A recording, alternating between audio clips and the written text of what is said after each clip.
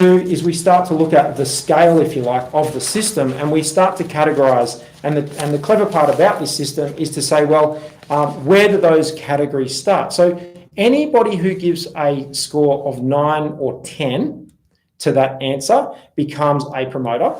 Anybody that gives a score of an 8 or a 7 is a passive, and anybody from 6 and all the way down to 0 is a detractor.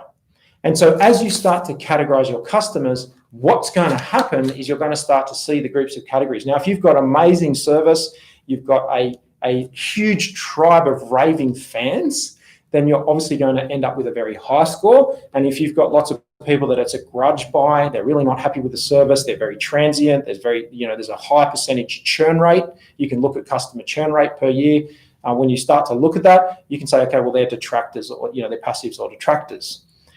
So the ultimate score, in terms of coming to the ultimate score in Net Promoter Score, it is the percentage of promoters minus the percentage of detractors. So out of all, say for example, you surveyed 100 customers and you got 100 responses back, and 20% of your responses were promoters, so you've got 20%, and 50% of your responses were detractors, you would take 50 away from 20 and you would get minus 30. So the score range of the Net Promoter Score system goes from 100% positive, because everybody is a promoter, so 100% positive, all the way down to negative 100%, which would be 100% detractors from your survey respondents. So really simple to ask that one question. Ask for a score on a scale of 0 to 10, or on a scale of 10 down to 0. How likely are you, 10 being high, 0 being low, to refer us to a friend or colleague? And then you can categorize those things. So passives, they're not included because they sit right in the middle. Passive is a person who's really not, loyal to you. They're not tied to you in any way. Maybe you're not really delivering on the amazing benefits that you should be for that customer. And that's where we really want to be starting to look to improve. So the ultimate goal of this is that if your customers are getting all of the benefits that they seek to get from your product or service, and it's an amazing experience, the product or service, and they see a huge amount of value in, and they can't believe they get all of those benefits that for that very small price, then you're going to be getting people that are promoters. But if you have people who are not getting all of the benefits they'd hope, in fact, they're getting none of the benefits they'd hope to get out of your product or service, and they're not having a great experience, and it's a lot of friction, and they feel like they're locked in and they're in jail, then they're going to be a passive or a detractor, and you're going to have a high customer churn rate.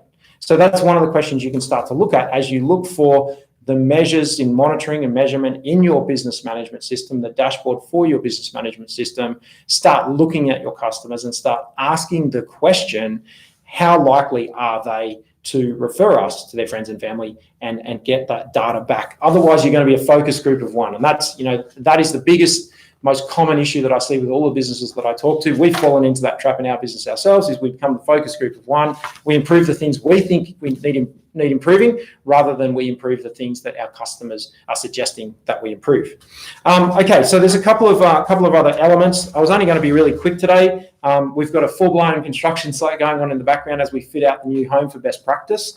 Really exciting. We've made a lot of progress this morning. We've been going flat chat since 7 a.m. So I'm stopping just quickly to talk to you guys live this morning. So let me know where you're watching from. Good morning, Luke. Morning, Anna. Who else have we got watching there?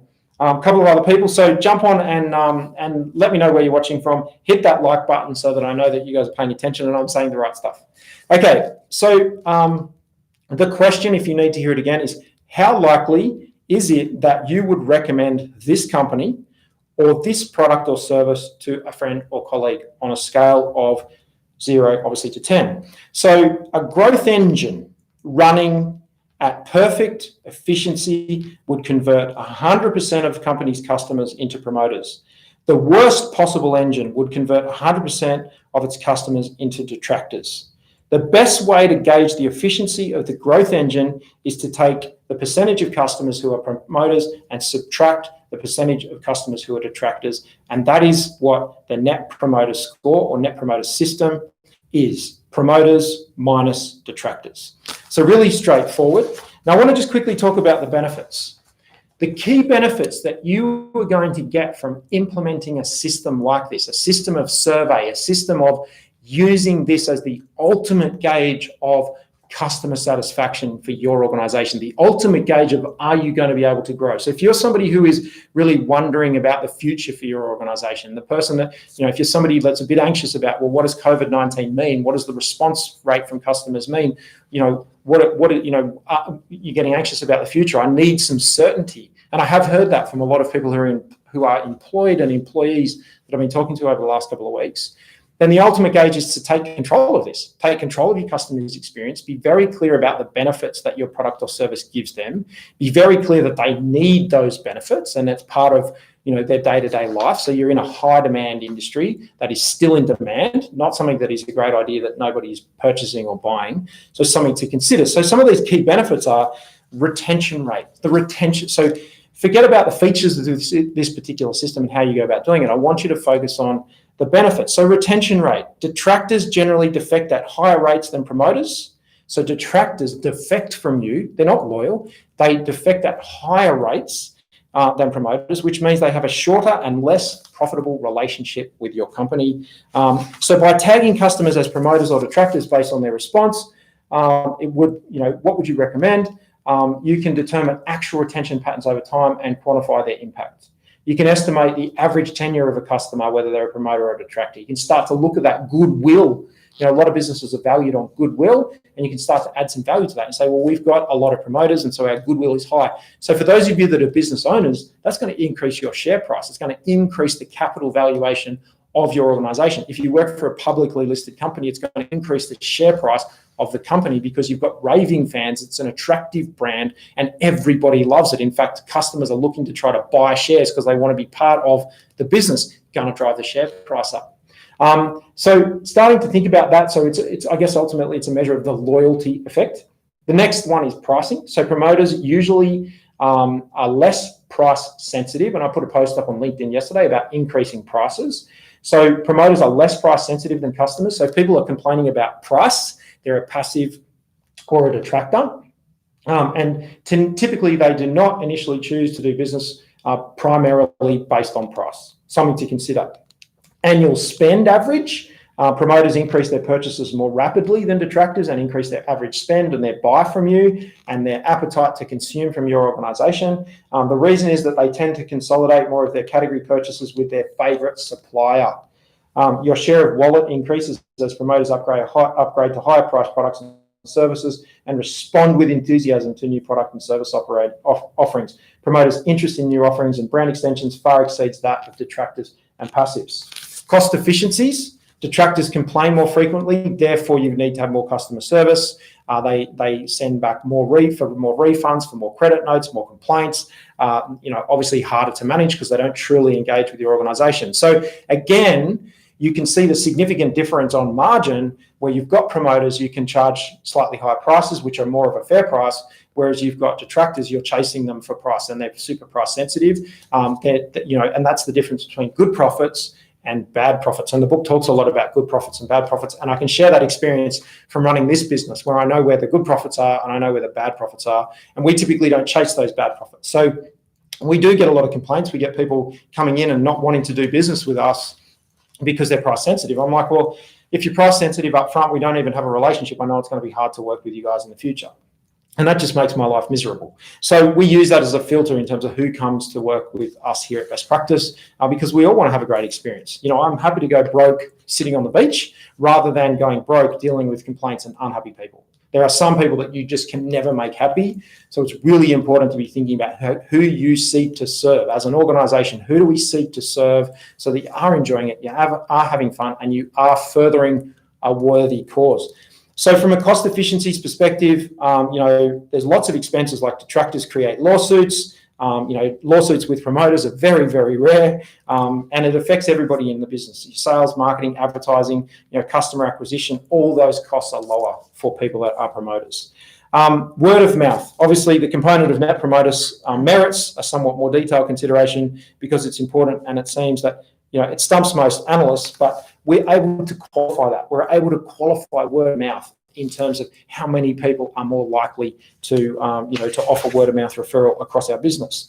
So obviously then detractors, they're responsible for the negative word of mouth. And there used to be some sort of statistics around the industry 20 years ago, which was you might tell one person about a positive experience with a restaurant or an organization that you do business with, but you're going to tell people about a negative experience.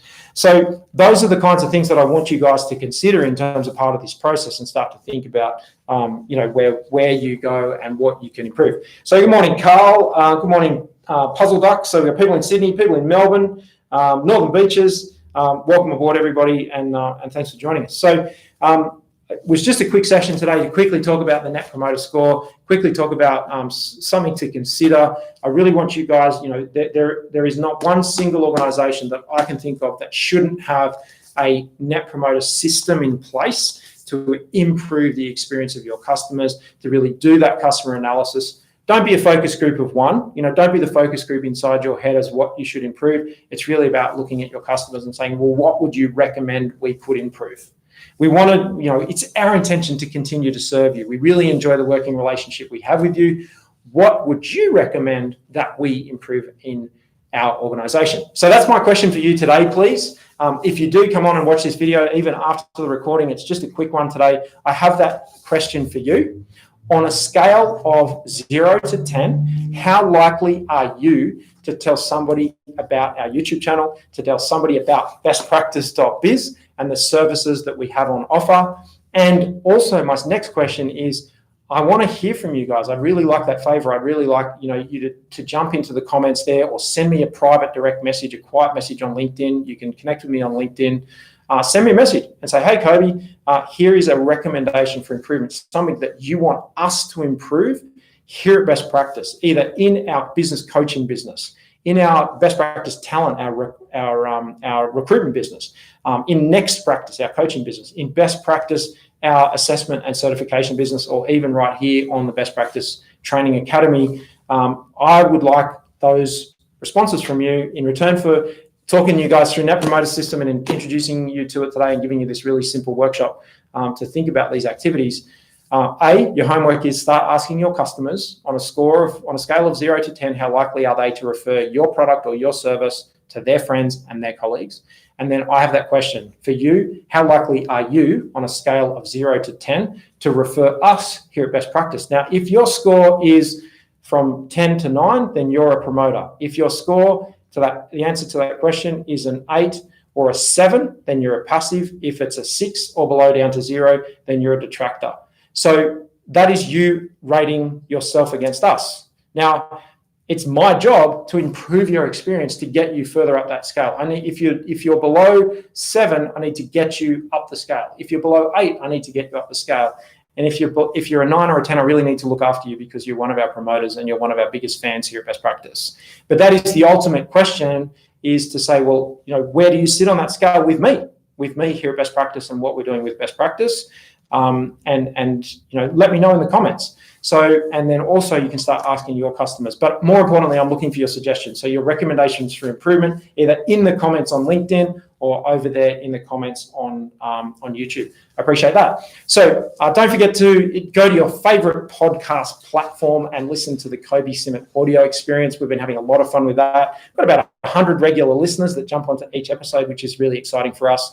Lots happening, obviously, on the YouTube channel. Really exciting. Keep a lookout for the vlog. We'll be dropping a behind-the-scenes vlog tomorrow afternoon in about 24 hours' time, 30 hours' time from now, from the recording of everything that's starting behind the scenes in terms of what's been happening with managers' meetings, what's going on with the office fit-out. So thanks, everybody, for watching. Only a quick one this morning. It's a Thursday. It's a great day. If you don't see me out and about through the week next week, you know how it goes. You'll definitely see me right here next time on Best Practice TV. Bye for now.